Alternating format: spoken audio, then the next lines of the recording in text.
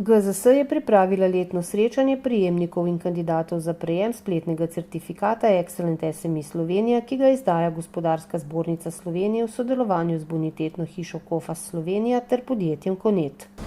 Na današnji dan ima v Sloveniji 1077 podjetij spletni certifikat. Njihov spisek je objavljen na spletni strani certifikata pri Gospodarski zbornici. Certifikat je prejel že kar nekaj priznanj in nagrad. Nagrado za najboljši za tehnologijo je prejel nagrado za najboljši projekt z področja informatike v Sloveniji v letu 2014, drugo mesto za inovativnost v letu 2008, ki opredeljuje Information Security Solutions Europe, dvakrat priznanje in nagrado Gospodarske zbornice za inovativnost in priznanje Slovenskega foruma inovacij. Tudi sam certifikat je bil v letošnjem letu nominiran med finaliste 8. svetovnega kongresa gospodarskih zbornic. O pogojih za pridobitev in ohranitev certifikata odličnosti ter njegovih prednostih sta spregovorila magister Damir Lovenjak in Aleš Lipičnik.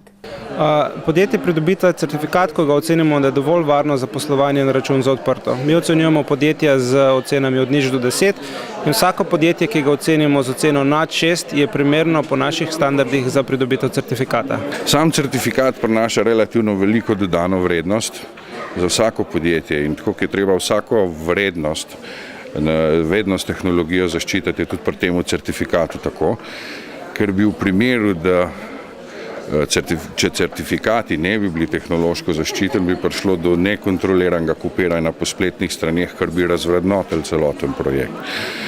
Se pravi, v tem smislu je tehnologija zelo pomemben sestaven del celotnega projekta Excellent SME in te certifikacije.